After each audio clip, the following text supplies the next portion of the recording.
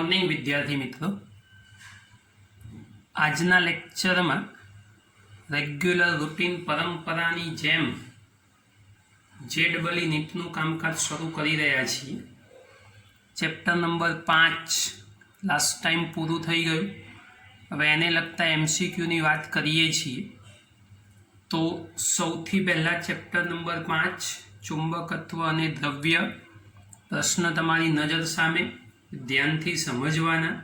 Theoretical concept જો clear હોય, સ્વાધ્યાય અને ઉદાહરણના બધા જ પ્રશ્નો દાખલાઓ આવડતા હોય તો એમસીક્યુમાં લગભગ કોઈ જગ્યાએ મુશ્કેલી પડતી નથી। એટલે પહેલાં આ પોર્શન તૈયાર હોવો બેટા ખૂબ જરૂરી છે। તો શરૂઆત કરીએ। પ્રશ્ન તમારી નજર સામે પહેલા નંબરના પ્રશ્નથી શરૂઆત કરીએ છીએ। પ્રશ્ન નંબર 1, વાંચજો સમજજો।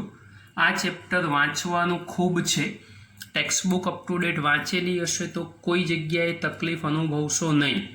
એટલા માટે બેટા ખાસ ધ્યાન રાખજો, વાંચવાનો આગ્રહ ખાસ રાખજો।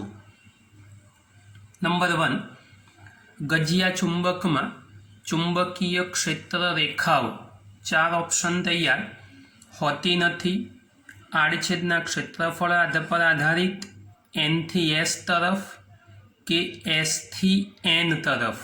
હવે કઈ બાજુ હોય એ ખબર પડવી જોઈએ।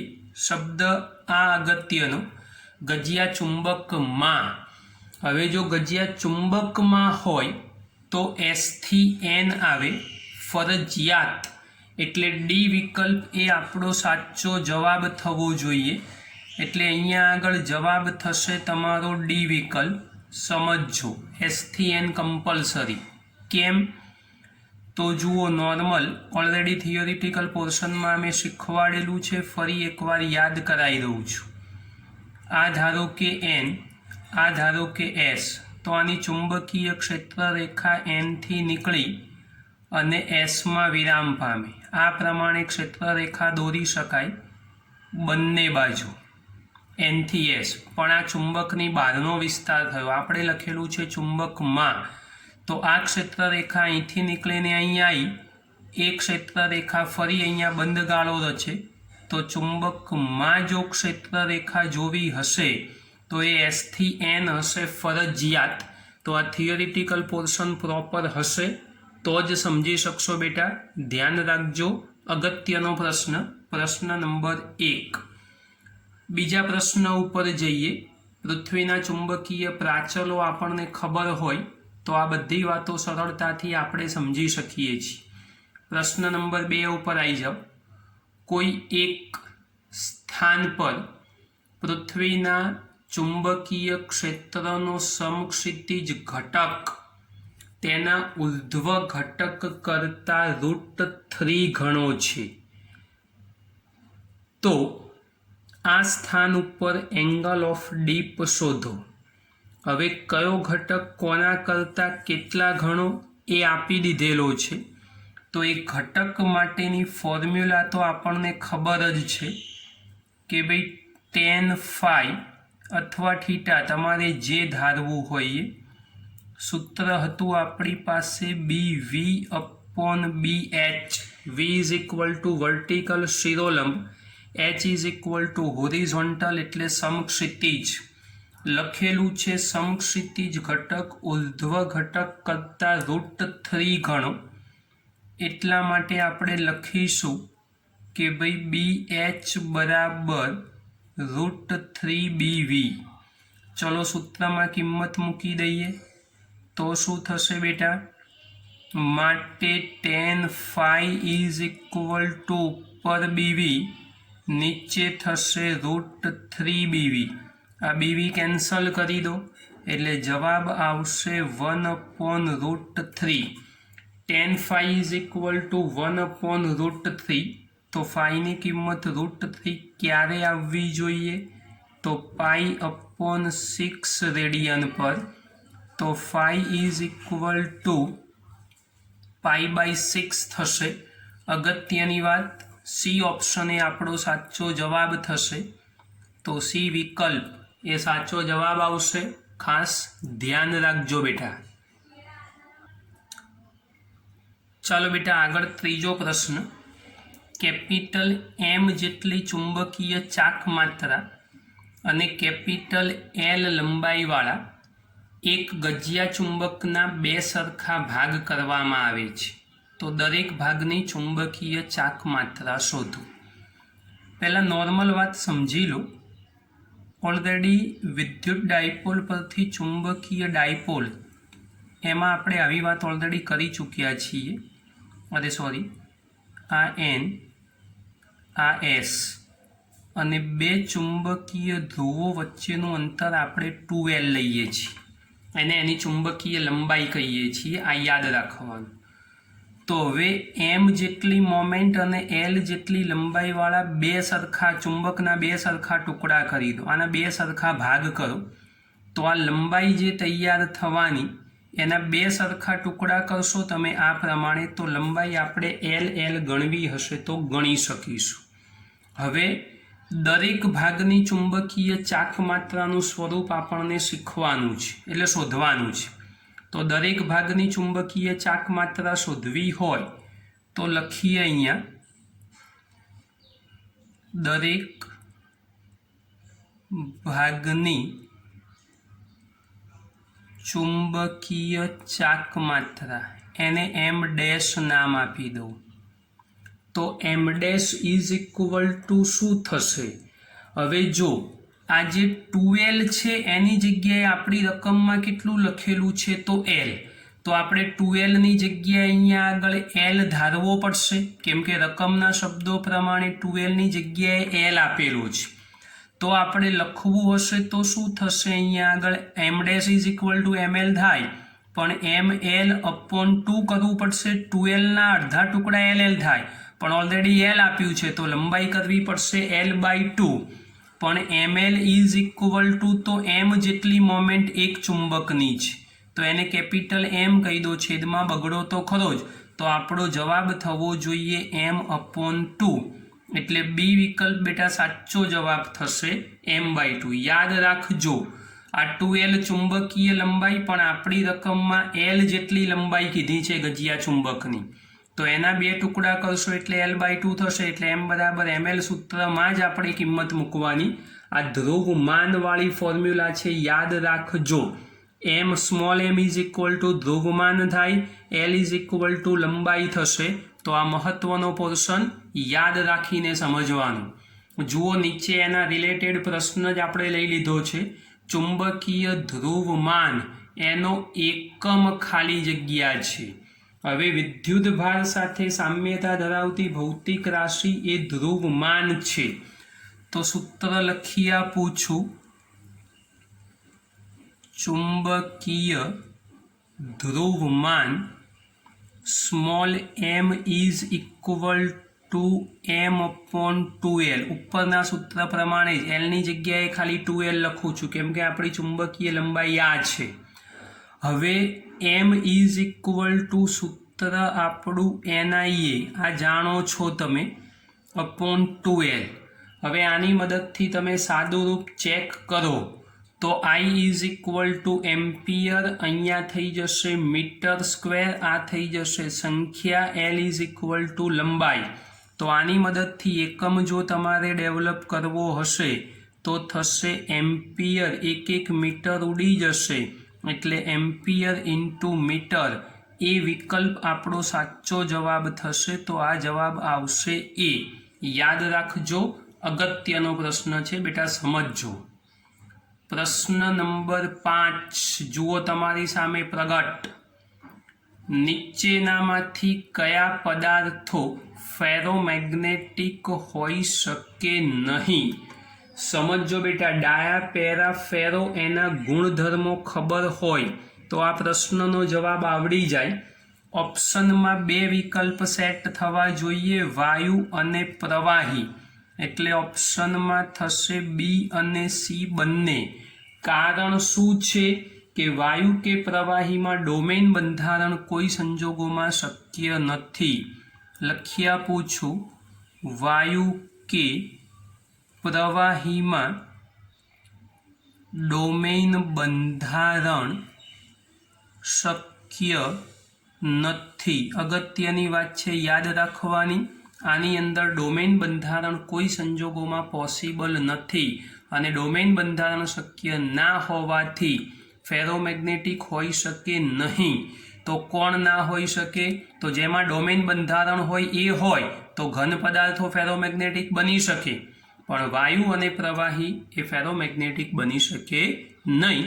તો અગત્યનો પ્રશ્ન ધ્યાન રાખવાનો, થિયરી આવડતી હોય તો કોઈ જગ્યાએ તકલીફ પડશે નહીં। નવો પ્રશ્ન, પ્રશ્ન નંબર 6, પૃથ્વી પરના જે સ્થાને પૃથ્વીના ચુંબકીય ક્ષેત્રનો શિરોલંબ ઘટક શૂન્ય હોય તે સ્થાને એંગલ ઓફ ડીપ ખાલી જગ્યા હશે। હવે એંગલ ઓફ ડીપ ખાલી જગ્યા હશે એ આપણે શોધવાનો છે। ફરી એક વખત સૂત્ર આપણું tan phi is equal to BV/BH। કયો ઘટક શૂન્ય આપ્યો છે? શિરોલંબ ઘટક, એટલે પણ BV is equal to 0। તો આપણી ફોર્મ્યુલા થશે tan phi is equal to 0/BH, એટલે જવાબ મળી ગયો 0। એટલે tan phi is equal to 0 થાય, અંશ 0 એટલે જવાબ 0। તો એવા સંજોગોની અંદર phi is equal to જવાબ આવવો જોઈએ 0। તો યાદ રાખજો, ઓપ્શન એ આપણો સાચો વિકલ્પ થશે। તો આ ધ્યાન રાખવાનું, પહેલા નંબરમાં એ વિકલ્પ 0 અંશ એ એંગલ ઓફ ડીપ થશે। નવો પ્રશ્ન, પ્રશ્ન નંબર 7, અવકાશ માટે ચુંબકીય તીવ્રતા H માટેની વાત છે। ખાલી જગ્યા હોય તો અવકાશ છે એટલે શૂન્યાવકાશ જ ગણાય। મેગ્નેટિક ફિલ્ડ પોસિબલ નથી એટલે ચુંબકત્વ ના હોય ત્યાં આગળ, અને એવા સંજોગોમાં આપણો જવાબ ડી વિકલ્પ મળશે। એટલે સાચો જવાબ થશે ડી, કારણ કે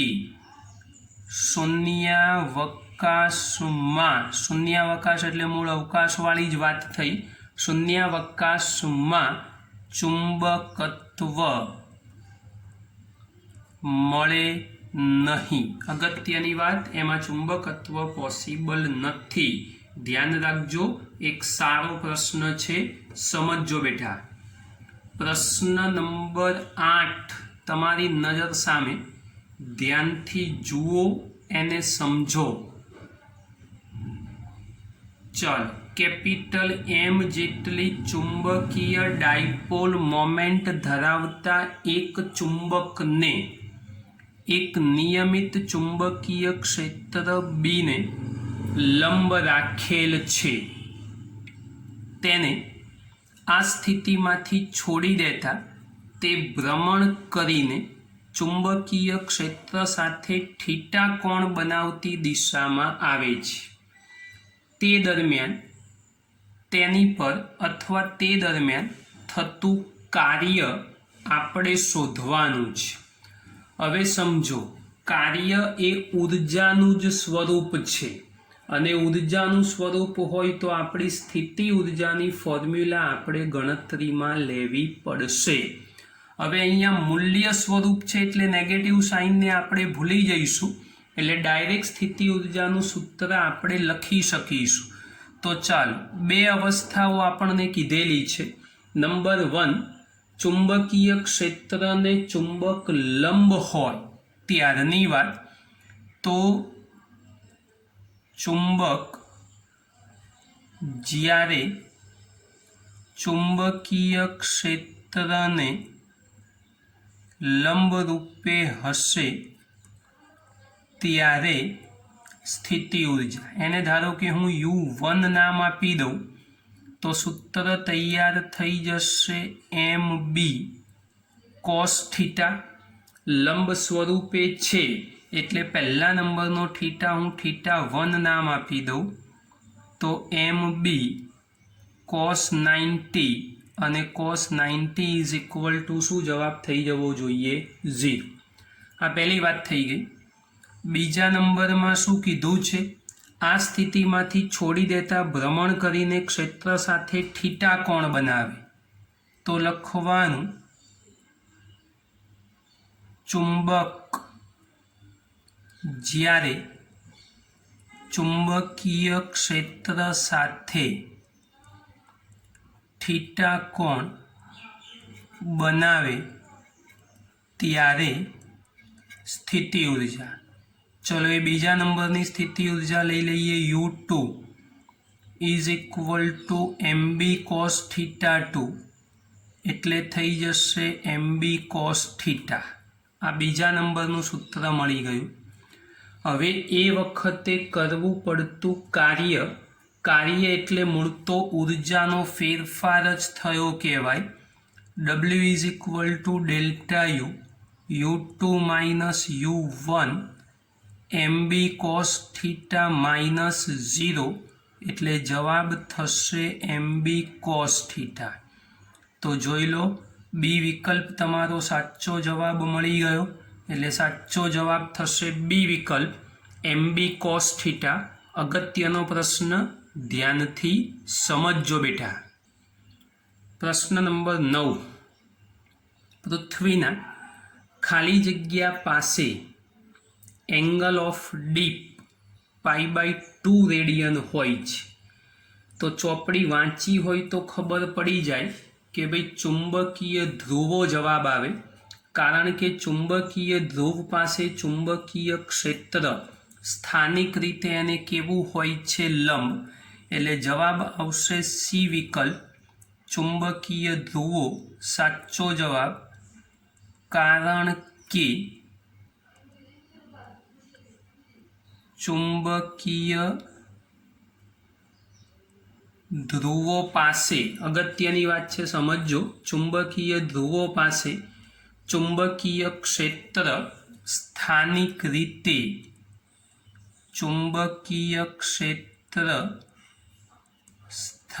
રીતે સ્થાનિક રીતે એટલે તમે જે તે જગ્યાએ કામ કરો છો એ જગ્યાની વાત છે। સ્થાનિક રીતે લંબ હોય છે એટલે એંગલ ઓફ ડીપનું મૂલ્ય ત્યાં આગળ π/2 મળશે। બેટા યાદ રાખજો, એક સારો સવાલ છે આ, થિયરી વાંચો તો આવડી જાય। પ્રશ્ન નંબર 10 એક પદાર્થની સાપેક્ષ પરમિએબિલિટી 0.075 તો તેની ચુંબકીય સસેપ્ટિબિલિટી શોધો। સૂત્ર યાદ હોવું જોઈએ Km is equal two 1 plus Km। ખાલી Km તમારે શોધવાના છે આમાંથી, તો Km ને કરતા બનાવો તો થશે Km માઇનસ 1। Kmનું મૂલ્ય કેટલું આપી દીધેલું છે આપણને? 0.075 ઓછા 1 એટલે જવાબ આવવો જોઈએ માઇનસમાં। કેલ્ક્યુલેટરમાં ગણતરી કરશો તો માઇનસ 0.925 જવાબ આવવો જોઈએ। તો બી વિકલ્પ એ આપણો સાચો જવાબ થઈ જશે। સૂત્ર યાદ હોય તો જ ખબર પડે, બાકી ના સમજી શકો। μ/μ0 રિલેટિવ વાળી વાત છે, એને જ આપણે Km નામ આપ્યું છે, બેટા યાદ રાખજો। નવો પ્રશ્ન નંબર 11 એક સારો સવાલ, બેટા ધ્યાનથી સમજજો। આકૃતિમાં દર્શાવ્યા મુજબ કેપિટલ M જેટલી ચુંબકીય ડાયપોલ મોમેન્ટ ધરાવતા બે સમાન ગજિયા ચુંબકોને ગોઠવવામાં આવ્યા છે। આકૃતિ જોઈ લો, તમને દેખાય છે। તો આ સંયોજનની ચુંબકીય ડાયપોલ મોમેન્ટ શોધવાની છે। જે સંયોજન મળે એની મોમેન્ટ તમારે શોધવાની છે। હવે આકૃતિ તો તૈયાર છે, પણ એની મોમેન્ટની દિશા કઈ બની શકે એ આપણને સમજ હોવી જોઈએ। તો સૌથી પહેલાં થોડીક વાત લખી આપું છું, જે તમારા નોલેજમાં તો છે જ, પણ ખાલી ખબર પડે। તો ચુંબકીય ડાયપોલ મોમેન્ટ એ સદિશ ભૌતિક રાશિ છે એટલે એની દિશા તો હોવી જ જોઈએ. મહત્વનું વાક્ય બીજું, એની દિશા હોવી જોઈએ, પણ તેની દિશા ચુંબકના S થી N ધ્રુવ તરફ હોય. યાદ રાખજો, તેની દિશા ચુંબકના S થી N ધ્રુવ તરફ હોય છે. ચુંબકીય ક્ષેત્ર રેખાની વાત નથી, એની ડાયપોલ મોમેન્ટની વાત છે. યાદ રાખજો. હવે આપણે આ વાક્યને અનુસરીને આપણી આકૃતિમાં મોમેન્ટની દિશાઓ ડેવલપ કરો તો આકૃતિ પરથી ચલો, આ જે ચુંબક દેખાય છે એની મોમેન્ટની દિશા મારે દોરવી હોય તો S થી N, એટલે આવી દિશા ફરજિયાત બનાવવી પડશે. જોઈ લો, આ દિશા થઈ ગઈ આપણી S થી N. નીચે બનાવવી હશે તો ફરજિયાત આ ડાયરેક્શનમાં મોમેન્ટ બનશે આ બીજા નંબરના ચુંબકની. ધારો કે પહેલા નંબરના ચુંબક માટે બંનેની સમાન જ છે, આને હું M1 is equal two M કહી દઉં, આ M2 છે એને પણ તમે એમ જ કહી દો, એટલે બંનેની મોમેન્ટ આ રીતે ડાયરેક્શનમાં મળી. હવે બે સદિશોનું સંયોજન કરવું હોય તો ભૂતકાળ યાદ કરો. પહેલા સદિશનું માથું અને છેલ્લા સદિશનું તીર, આ બંનેને જોડી નાખવા પડશે. તો એ બંનેને તમે જોડી નાખો તો આ તમારો પરિણામી સદિશ તૈયાર થઈ ગયો. એ પરિણામી સદિશ એ આ બંનેને કાટખૂણા સ્વરૂપમાં ગોઠવવાથી મળે એટલે કર્ણ કહેવાય. તો સંયોજનની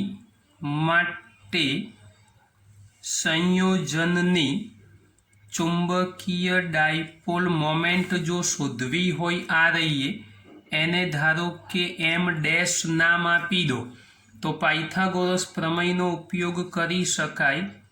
M dash is equal two square root of M1 square plus M2 square, એટલા માટે M square plus M square થઈ જશે 2M સ્ક્વેર. તો જવાબ આવશે √2 ઇન્ટુ M. તો M dash is equal two જવાબ મળ્યો √2 ઇન્ટુ M. તો બી વિકલ્પ એ આપણો સાચો જવાબ છે. બેટા સમજજો, ચુંબકીય ક્ષેત્ર રેખાઓ અને એની મોમેન્ટ આ બંને દિશાઓ અલગ અલગ હોય છે, એને નહીં સમજો તો કામ નહીં કરી શકો, માટે ખૂબ ધ્યાન આપજો. નવો પ્રશ્ન નંબર 12. એક સોલેનોઇડમાં આંટાની સંખ્યા 1000, આડછેદનું ક્ષેત્રફળ 2 × 10⁻⁴ મીટર સ્ક્વેર, પસાર થતો પ્રવાહ 1 એમ્પિયર. તો ચુંબકીય ડાયપોલ મોમેન્ટ શોધો. છેલ્લી વાત ચેપ્ટર નંબર 4માં ભણી ગયા. સીધું સાદું સૂત્ર, M is equal two NIA. N is equal two 1000, પ્રવાહનું મૂલ્ય 1, ક્ષેત્રફળ 2 × 10⁻⁴. ગણતરી જોઈને તરત ખબર પડી જાય, આમાં બહુ મગજ નહીં દોડાવવાનું, કેલ્ક્યુલેટરનો બહુ ઉપયોગ નહીં કરવાનો. 0.2 જવાબ આવવો જોઈએ. એમ્પિયર ઇન્ટુ મીટર સ્ક્વેર ચુંબકીય ડાયપોલ મોમેન્ટ માટેની વાત છે. બી વિકલ્પ એ આપણો સાચો જવાબ થઈ જશે. ધ્યાન રાખજો. પ્રશ્ન નંબર 13 તમારી નજર સામે. રકમના શબ્દો ખૂબ ધ્યાનથી જોવાના, પછી આગળ ગણતરી વિશે વિચારવાનું. 8 × 10⁻⁶ કિલોગ્રામ ઇન્ટુ મીટર સ્ક્વેર જડત્વની ચાક માત્રા ધરાવતી ચુંબકીય સોયની ચુંબકીય મોમેન્ટ × 10⁻1 આ લખવાનું રહી ગયું છે અહીંયા. 10⁻1 લખી દઉં છું, અથવા 0.1 બી ચાલશે. 10⁻1 એમ્પિયર ઇન્ટુ મીટર સ્ક્વેર છે. તે 10 સેકન્ડમાં 10 દોલનો કરે છે. તો ચુંબકીય ક્ષેત્રનું મૂલ્ય શોધો. હવે ચુંબકીય ક્ષેત્ર શોધવું હોય તો પેલું આવર્તકાળનું સૂત્ર યાદ હોવું જોઈએ. કયું? T is equal two 2 pi I upon MB. બે બાજુ વર્ગ કરો તો ટી સ્ક્વેર બરાબર 4 pi square I upon MB. આમાંથી જો મારે બી શોધવો હશે તો B is equal to 4 pi square I એના છેદમાં m ઇન્ટુ ટી સ્ક્વેર લખવું પડશે. હવે જુઓ, આઈનું મૂલ્ય તો એ તૈયાર છે આપણી પાસે. કેટલું? તો ખબર નહીં સાહેબ, આઈનું મૂલ્ય તો દેખાતું નથી. કેવી રીતે શોધશો? તો હવે આઈ બરાબર પ્રવાહ, બરાબર ને? શું પ્રવાહ સાહેબ? જડત્વની ચાક માત્રા થાય, યાદ રાખો 8 ગુણ્યા 10⁻6. દરેક આઈ પ્રવાહ ના હોય. એમ એટલે મોમેન્ટનું મૂલ્ય 10⁻1 તૈયાર. આવર્તકાળ કેવી રીતે લાવશો? 10 સેકન્ડમાં 10 દોલનો. એક દોલન પૂર્ણ કરવા માટે લાગતો સમયગાળો એને આવર્તકાળ કહેવાય. તો બોલો, આવર્તકાળનું મૂલ્ય ત્રિરાશિ મૂકીને કેવી રીતે શોધશો બેટા? સીધું સાદું લોજિક. 10 સેકન્ડમાં 10 દોલનો તો 1 સેકન્ડે કેટલા? 1 ગુણ્યા 10 ભાગ્યા 10 એટલે આવર્તકાળનું મૂલ્ય 1 થઈ જવું જોઈએ. તો 4 ગુણ્યા 3.14નો વર્ગ. I એટલે જડત્વની ચાક માત્રા 8 ગુણ્યા 10⁻6. m ઇઝ ઇક્વલ ટુ મોમેન્ટનું મૂલ્ય 10⁻1 અને આવર્તકાળ તમને શીખવાડી દીધો થઈ જશે 1નો વર્ગ. કિંમત મૂકી સાદું રૂપ જાતે આપવાનું. કેલ્ક્યુલેટરમાં જવાબ ચેક કરવાનો, જે આવે એ લખવાનો. આ સાચો જવાબ હું તમને કહી દઉં છું. સાચો જવાબ આવશે 3.1 ઇન્ટુ 10⁻3 એટલે સી વિકલ્પ એ સાચો જવાબ છે. આ લખી આપું છું, પણ જવાબ લખતા નહીં. ગણતરી જાતે ગણજો, કેલ્ક્યુલેટરનો ઉપયોગ કરજો. સાહેબ આટલી બધી મહેનત કરે છે તો તમારે થોડી ઘણી મહેનત કરવી એ તમારી ફરજનો ભાગ છે બેટા, યાદ રાખજો. પ્રશ્ન નંબર 14. એક ગજિયા ચુંબકના ધ્રુવોનું ધ્રુવમાન 1 એમ્પિયર ઇન્ટુ મીટર છે. તેમની વચ્ચેનું અંતર 1 મીટર છે. તો તેમની ચુંબકીય ડાયપોલ મોમેન્ટ શોધો. સહેલું સૂત્ર, કશું અઘરું નહીં.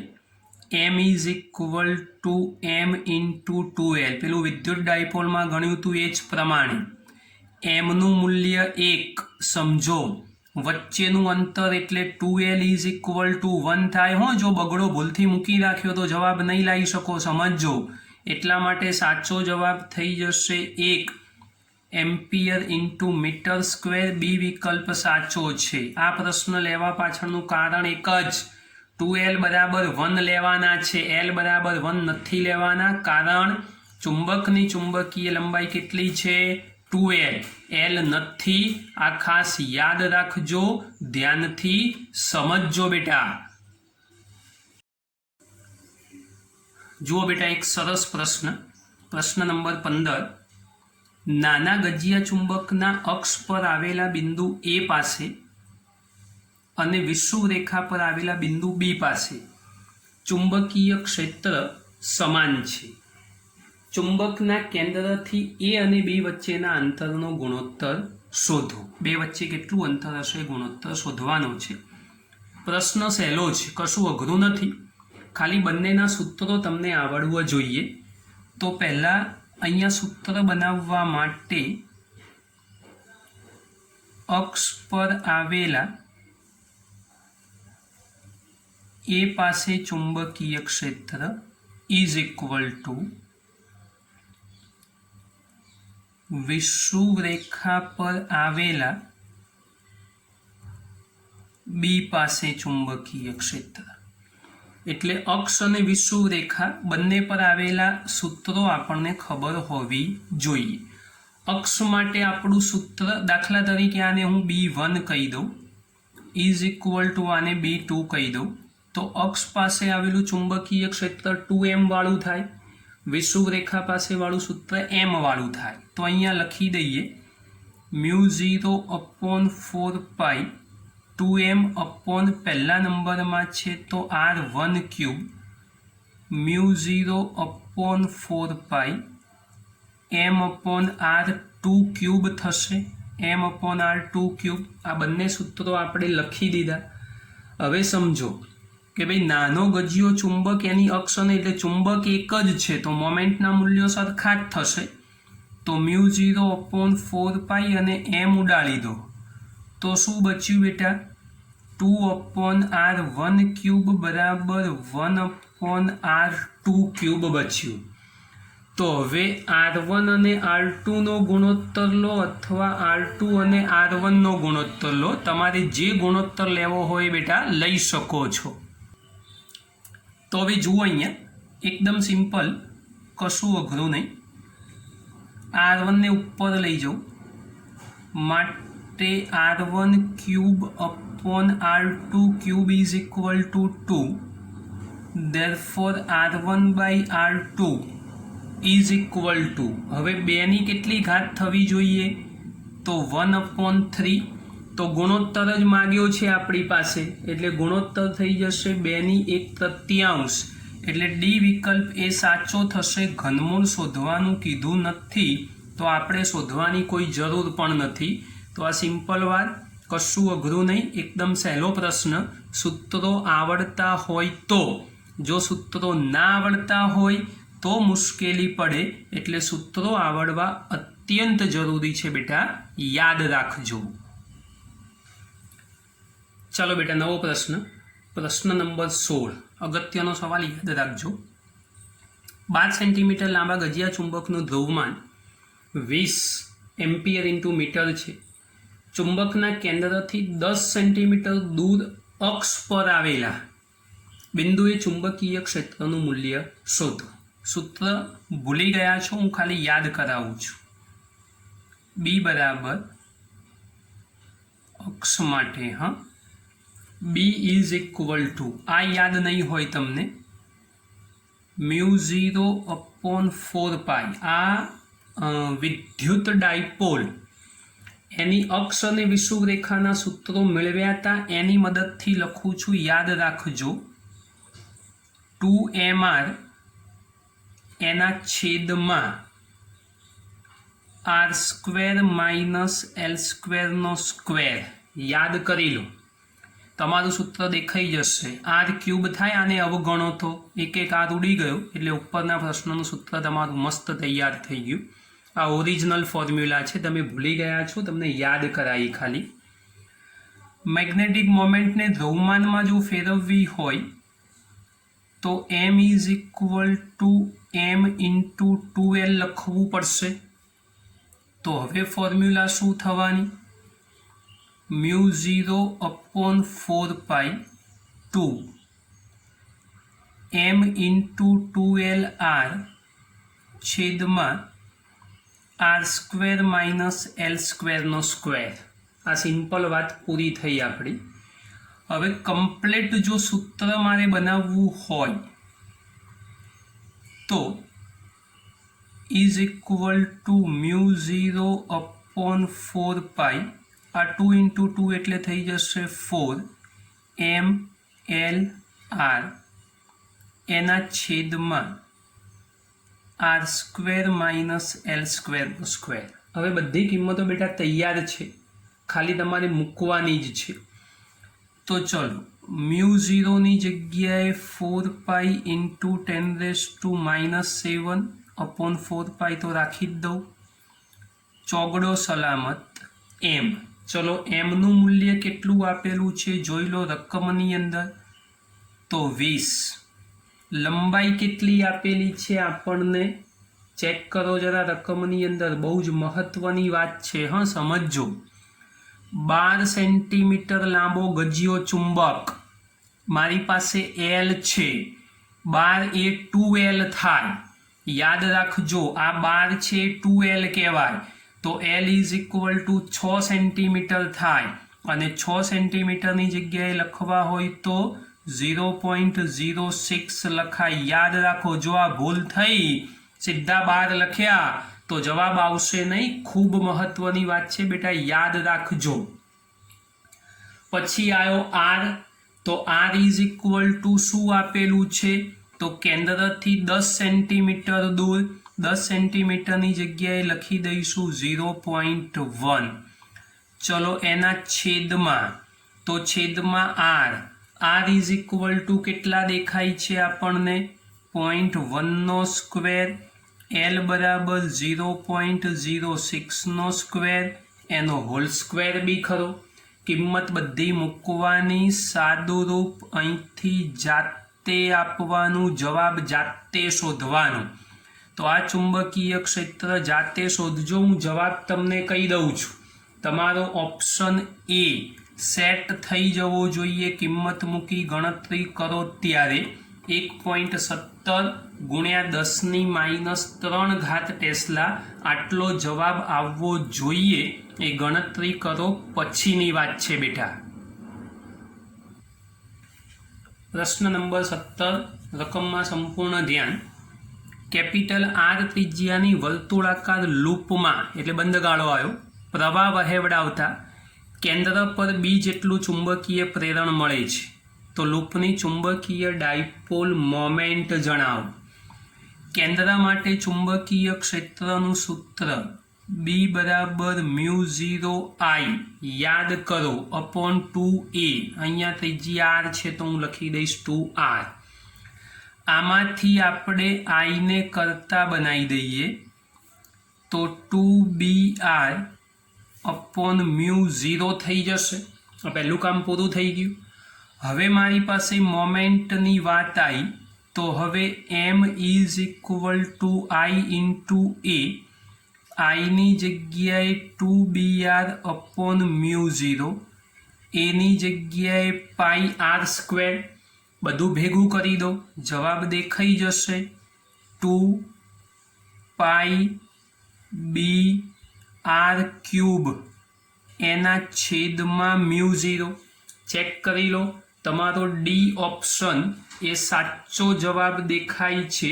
સોરી, બી ઓપ્શન એ સાચો જવાબ દેખાય છે. જરા ચેક કરો, ડીમાં સ્ક્વેર છે, બીમાં ક્યુબ છે, એટલે બી વિકલ્પ એ આપણો સાચો જવાબ થશે. યાદ રાખજો. આ અગત્યની વાત, એક સારો પ્રશ્ન, ચોથા ચેપ્ટરને રિલેટેડ સવાલ. નવો પ્રશ્ન, પ્રશ્ન નંબર 18. સ્મોલ એમ ધ્રુવમાનવાળા ચુંબકના તેની લંબાઈને સમાંતર 4 ટુકડા કરવામાં આવે તો દરેક ટુકડાનું ધ્રુવમાન ખાલી જગ્યા થશે.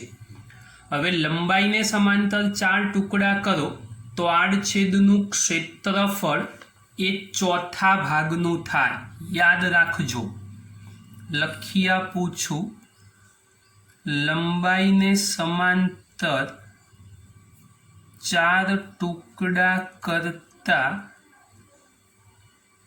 આડછેદનું ક્ષેત્રફળ ચોથા ભાગનું થશે. હવે આપણા ધ્રુવમાન માટેની formula m is equal two NIA. હને હવે m બરાબર NIA સૂત્રમાં ક્ષેત્રફળ આવી ગયું. તો જો ક્ષેત્રફળ ચોથા ભાગનું થતું હોય તો આપણે સૂત્ર પ્રમાણે m ઇઝ ઇક્વલ ટુ, અથવા નવા ધ્રુવમાનને હું m ડેશ નામ આપી દઉં તો m/4 જ થવું જોઈએ. કેમ કે ફોર્મ્યુલા તો કેવી ડેવલપ થઈ ગઈ અહીંથી, m પ્રપોઝનલ ટુ a. જો ક્ષેત્રફળ ચોથા ભાગનું થાય તો સ્વાભાવિક છે કે ભાઈ ધ્રુવમાન ચોથા ભાગનું થવું જોઈએ. એટલે ચોથો ભાગ સી વિકલ્પમાં દેખાય તો આપણો સાચો જવાબ એ સી વિકલ્પ થવો જોઈએ.